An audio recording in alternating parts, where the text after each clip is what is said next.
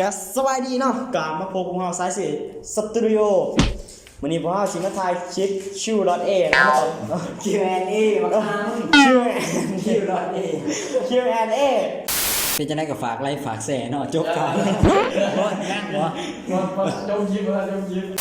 สบายดีเนาะวันนี้เฮาสิมาเฮ็ดคลิป Q&A เนาะมาตอบคอมเมนต์นั่นแหละที่ได้โพสต์ลงมื้อนั่นเด้สิมาตอบจากคอมเมนต์ของพวกไปเป็นจะได้ก็ไปเบิ่งตัวหลูเขามาจะโคตรละโอ้ยบอว่า เราเจ้าที่บริตัวหรือเขาว่า ก็ประมาณคนเดียวที่กูมียังแบบบ่หลายตัวหรอกก็แบบว่าอะไรต่อไปมันบ่หลายตัวเขาก็ตัวมันได้ในค่าช็อปค่าซับมันเกิดถือก็ตัวเอาเงิน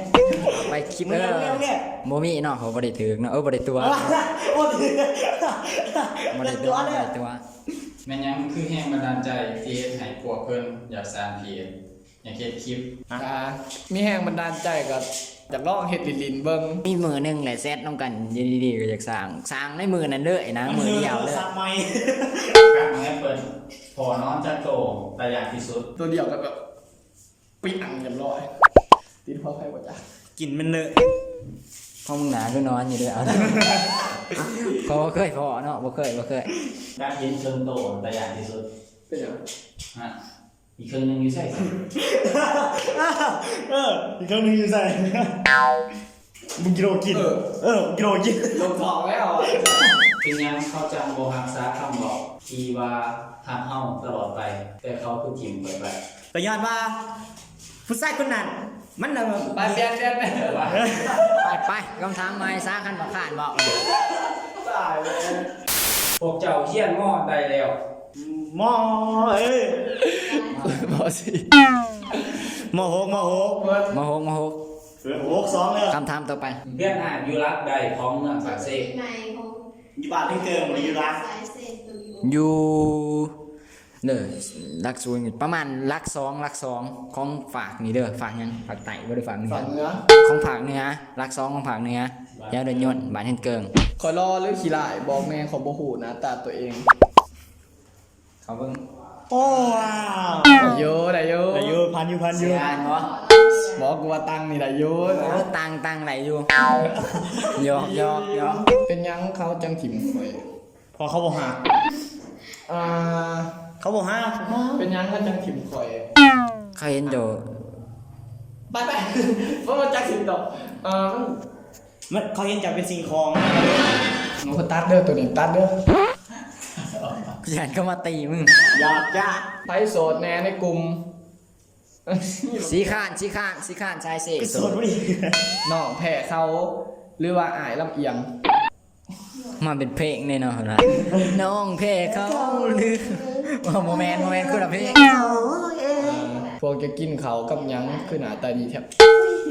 มาเอาเงินจะมาเองกินกับยังไงกินเขาใบเกลือกินเขากับของกินเขาใบเกลือผ่านเป็นยังข่อยคืออยากมีแฟนผัดบ่อยากมีคนเดียวเอ้าคำถามต่อไปจากกี่ตัวอยู่ในหนำมันเขามักไปหมดเอาเนาะ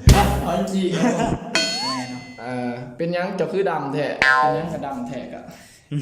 ได้พอเป็นยังเจ้าจังเฮ็ดคลิปวิดีโอตอบแน่เฮ็ดเพื่อความสนุกเนาะเฮ็ดเพื่อความม่วนความบันเทิงอยากให้พวกเจ้าเบิ่งอยากให้พวกเจ้ายิ้มนี่แหละอย่าลืมกดไลค์กดแชร์แน่บ่ยากหรอกอย่าไปเอามือจับมือซื้อบ่ได้ยากหรอกก็เฮ็ดยังยากกว่าเป็นยังข่อยจึงโสดกันย้อนบ่มีแฟนจบเป็นยังข่อยจึงมีแฟนกันย้อนจะบ่โสดลูกเกิดบ่พอเด้น้ำตาตกลงโจกแก๊บโบกมันจังสิพ่ออันนี้กอดเศร้าเที่ยงไงเนาะโอ้ยที่หานคล้ายของเก่ามีวันเก่าๆคล้ายบ่พวกอ้ายมีแฟนจักคนคนเดียวไปตอบมาว่านี่จบคนเดียว8 คนมึงยังมาโสดเนี่ยทุกคนต้องอยากได้แฟนดีๆแล้วอยากกับแฟนแม่นบ่อยากดอทกับแฟนแม่นบ่ไม่ได้จากน้องยุ้ยปีนี้จน เอาปีหน้าสิรวยก็ได้อย่าลืมกันเด้อเป็นหยังข่อยจังบ่มีไผแซดนะน้ำ เน็ตจะเบิดบ่จ้ากดเบิ่งเน็ตเบิ่ง บอกแบบว่าบ่เน็ตจะเบิดกับเน็ตเข้าเบิดเขาเลยบ่ได้แซดทันทีคติเตือนใจเจ้ามันคำใดที่สำคัญที่สุดในเวลาที่เจ้าท้อแท้ พอกับแม่ ใจโอ้บางทีมึงบอกมึงอย่าสิบอกแบบสิ่งที่มันบ่ได้อยู่ในใจดีกว่า เอ้าราคามึงพอกับแม่เป็นผู้ให้กำเนิด คติเตือนใจที่เตือนใจกับ ยังมีมืออื่น มันก็หลายๆอย่างเลยมันก็เบาบ่หลายคือกันเทื่อกับมีนั่นมีนี่เข้ามาก็เห็นให้มีกำลังใจเบิ่งคลิปเขา มันเบิ่งนางโปะ เดี๋ยว ไปเสีย โมแมนตัวนั้นโมแมนไปเป็นยังลิเวอร์พูลคือออนแท้ตัวนี้กับโบจักกันเพราะว่าเป็นติงแมนยูแต่แมนยูได้ดีบอกไปครับ ออนจะได้ก็อยู่ที่หนึ่งของตาราง ครับตัวประกอบแน่บอจักคนจักไหล มาโหลด เสิร์นเลยคอยสิมีแฟนศาสตร์ใด ศาสตร์นี่ ศาสตร์นี่แหละก็ มีศาสตร์เดียว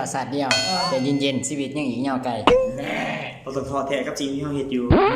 งานโอ้ รอไม่อีก พวกเจ้าเอาอยู่จักปี อยู่จักปี ไป ชิมหาชิโฮขึ้นมานี่ ฮะมึง15กู17ได้เว้ย 16 เป็นยังจึงย้อนเวลาก็ไปบ่ได้ อย่างมีทามเป็นสีของเราโดราเอมอน ไก่กับใครอันไหนเกิดก่อนกันได้คำตอบมาแล้วไก่เกิดก่อน เป็นยัง ก็หมายว่า ถ้าจะมีเข่า เลือกเลยเว้ย กับหนานที่เลือกกินตัวใดก่อน มีช่างของมันวะ เอ้ามันก็เรียกกันหรอ อยู่กลุ่มพวกอ้ายไผรอสุขอยกก่อนเด้อย้อนยังพวกเจ้าจึงบ่ฮับแอดข่อย อยากให้อัพแซดมาเลยอยากให้อัพหรือว่าคอมเมนต์อยู่ในหูตัวใดก็ได้ เพราะว่าขั้นข่อยหับเจ้าก็บ่กดได้ข่อยก็เด้อโอ้ยข่อยซูนแห้งนี่ อายุโลมีแฟนละติแฮชแท็กถามคำตอบจุๆมีแล้วเป็นยังข่อยมักเขาเหรอครับบ่กล้าบอกนี่นะ ใจจะกระโปงใจบ่ถึง จบไปแล้วเนาะก็